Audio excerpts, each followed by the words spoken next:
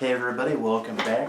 Today is the 30th anniversary of the Nintendo Entertainment System. Now, for those who may know, it was originally manufactured in 1983 and it came out in Japan, known as the Famicom family computer.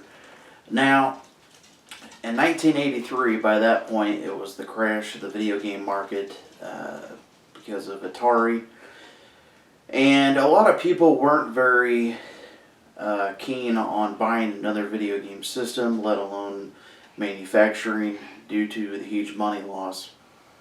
Nintendo had been around for a long time, and they decided to make a video game system. But in North America in 1985, they came out with the Nintendo Entertainment System, and they did not market it as a video game console. They referred to it as an entertainment system. Because of the video game crash, they were afraid that too many people would not want to buy another video game system. They referred to the cartridges as game packs.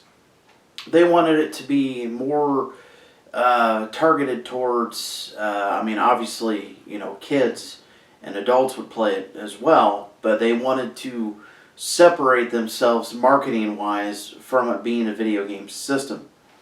And a lot of the games that first came with it was obviously Mario and Duck Hunt, Track Meet, Clue Clue Land, Gyromite, of course Super Mario, Kung Fu, I believe Ice Climber, and they refer to them as basically the black box games, is what they're called now. They were 10-yard fight. These were the games that were released during the initial opening of the system. And to me, Nintendo, I don't think they realized how much of a cultural phenomenon, even to this day, that the Nintendo Entertainment System would be. I mean, granted, the new system is the Nintendo Wii.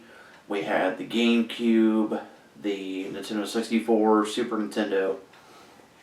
But the original, from what I understand, they were wanting to do a 16-bit system, but due to the president at the time turning it down, they wanted to make a more cheaper, affordable console, and they went with 8-bit.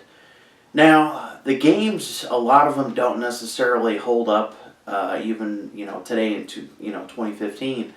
But I mean, for me, playing Super Mario on the Nintendo, or any game on the Nintendo, is still a lot of fun to me, because I was born in '85, and I grew up with the Nintendo. I grew up with it as a kid. And I have many fond memories of playing video games with my brother, my mom and dad, my cousins. And actually I have quite a few games to show you as an example. This is just a small portion of my collection. We have Mario Golf NES Open. We have Super Mario Duck Hunt and Track Meet. Super Mario 2. This is one of my favorites, a lot of people's favorites on the system. Super Mario 3, which of course, Super Mario 2, we know that it was not originally marketed as a Mario game. This game definitely gets a bad rap. Fester's Quest. A lot of people really don't like the game. I thought it was a lot of fun. It's made by Sunsoft. The soundtrack is awesome. To me, it was just a really cool game. I mean, I enjoyed it. We had Gumshoe, which was one of the light games, the Zapper. Wild Gunman, which, as you can see, has a black background, so this is one of the black box games and was released at the beginning of the life of the system. Dr. Mario, sorry about that. We have Dr. Mario, Hogan's Alley, RC Pro-Am, which I remember fondly playing this in my uncle Chuck's house. He was a huge Nintendo guy, Super Nintendo and regular Nintendo, Kung Fu, and RC Pro-Am. I remember playing this because you could play as trucks or the RC cars. And it was just a lot of cool. I mean, it was just really cool because you drive around on a track and you'd have to collect different things. You'd have to avoid oil slicks. You'd get power-ups to go faster, stuff like that. One of my fondest memories is actually this game right here, Dr. Mario. Now, this was one of my mom's favorite games, Dr. Mario. We would always have contests on, who could get the better score in the game. We'd all set up chairs in the living room. We'd all take turns playing. And I think that's what Nintendo's basic goal was. And here's another light game, Gumshoe, which basically you would shoot the gun at the screen and you would cause, the little detective here to jump up and avoid obstacles, stuff like that. Sort of like, I believe, Baby Boomer on, was it, I can't remember the system. Was it the Sega Master System? Could be wrong. And of course, this was a game that I always go back to. The Super Mario Brothers and the Duck Hunt and the World Track Meet. The track meet, of course, you'd have the power pad, which I have here somewhere. But basically, you would get on this mat that would hook into the NES, and you'd run, and it would show, and the motions on the TV and stuff. And just in general, I think that's what Nintendo wanted. They wanted it to be a family entertainment system, something that a family would play with together. I remember going to the video store when I was little, a little local store, actually probably like less than 2 minutes down the road from where I lived at the time. It was called Westville Video, and then we had Old Town, and my brother and I, on a Friday night, or just, a day that my mom or dad would bring us in, we'd go rent Nintendo games, and, new ones would come out. And, of course, back then we didn't have like a million copies. We only had 1 or 2 copies of everything, so if a new game came out that we wanted, you had to wait forever. Some of my other favorite games, which are actually in the living room, were, Legend of Zelda.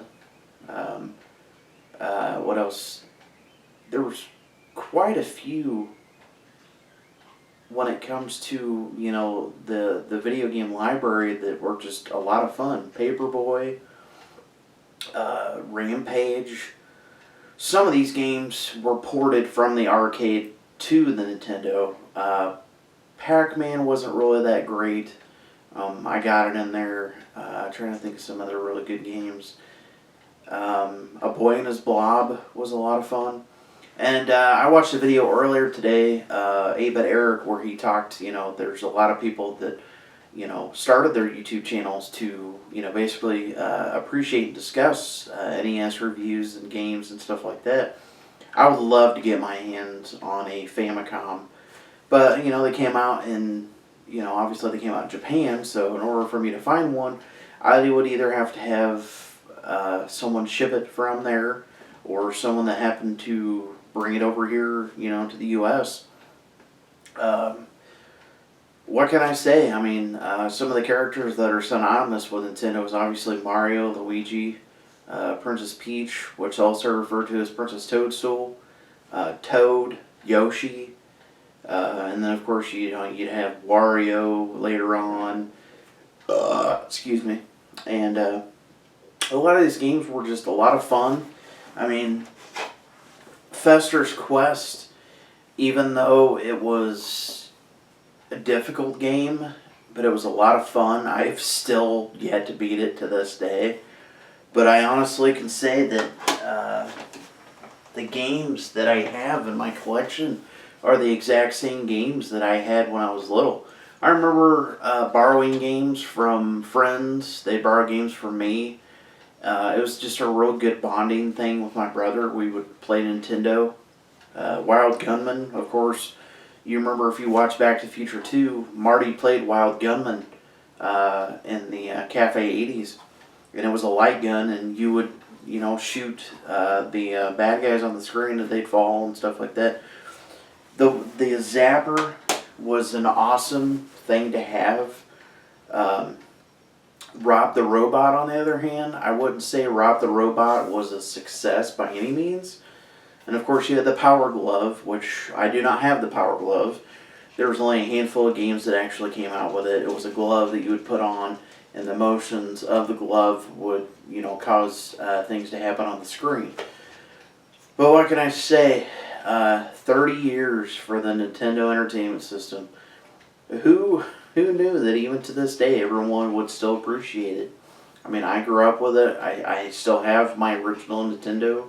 I still play it a lot. I actually play more Nintendo and other older systems than I do the newer stuff. But anyways, I just wanted to say, hey, happy anniversary, Nintendo. Thank you for the great memories.